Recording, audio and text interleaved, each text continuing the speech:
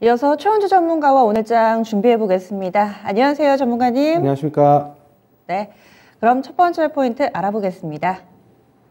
대통령직 인수위원회 요즘 들어서 바쁩니다. 이렇게 신정부 출범을 앞두고서 새로운 이 산업 과제나 어떤 것들이 있는지 에너지 디스플레이 산업 등에 전폭적인 지원을 하겠다라고 밝힌 상황인데요. 이에 따른 수혜주들 과연 이 부분이 모멘텀으로 작용할 수 있을 것인지 설명을 해주시죠. 예, 신정부에서 에너지와 디스플레이, 그다음에 첨단 방위 산업, 콘텐츠 산업을 미래 전략 산업으로 지정하고 전폭적으로 지원할 것으로 보고 있습니다. 지금 에너지는 결국에는 뭐 원전, SMR을 비롯한 원전을 좀 보고 있고요. 일단은 그리고 수소, 그다음에 재생에너지 쪽도 같이 포함될 것으로 보고 있습니다. 그다음에 첨단 방위 산업은 첨단 과학무기, 그다음에 우주항공 이쪽을 좀 중점적으로 육성할 것으로 보고 있고요. 콘텐츠 산업의 육성 계획은 추후 발표하겠다, 뭐 이렇게 얘기를 하고 있습니다. 역시 뭐 에너지 쪽의 관련주로는 원전 관련주를 좀 중점적으로 보셔야 될 것으로 보고 있고, SMR을 육성을 한다고 중점적으로 육성을 한다 그랬으니만큼 SMR의 강점을 가지고 있는 두산 에너빌리티라든가 뭐 보성파워텍 뭐 이런 쪽, 그다음에 뭐 일진파워 아니면 기자재 쪽인 한신기계까지 좀 엮어서 볼 수 있을 것으로 보고 있습니다. 그다음에 첨단 방위 산업 쪽의 관련주로는 뭐 LIG 넥서는 한국항공우주, 그다음에 하나에어로스페이스 등이 될 것으로 보고 있고요.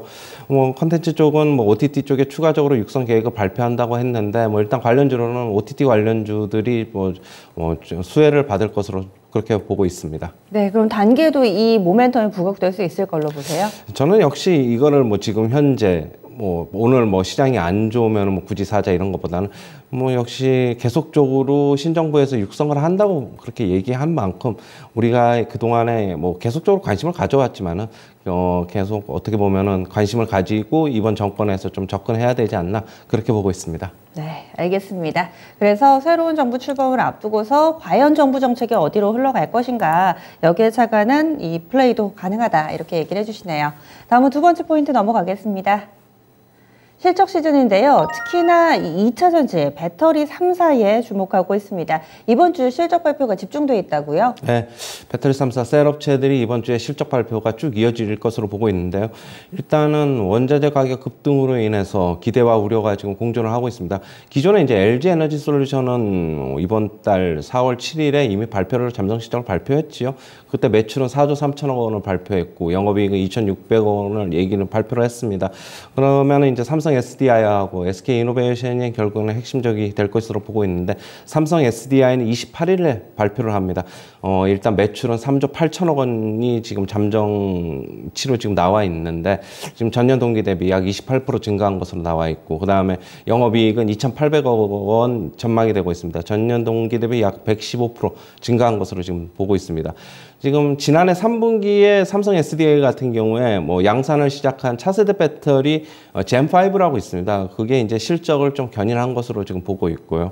SK이노베이션은 29일 날 발표를 하는데 역시 1,000억 원대 중반의 영업 적자가 지금 전망이 되고 있습니다. SK온을 따로 떼어놓고 좀 보셔야 될 것으로 보고 있고요.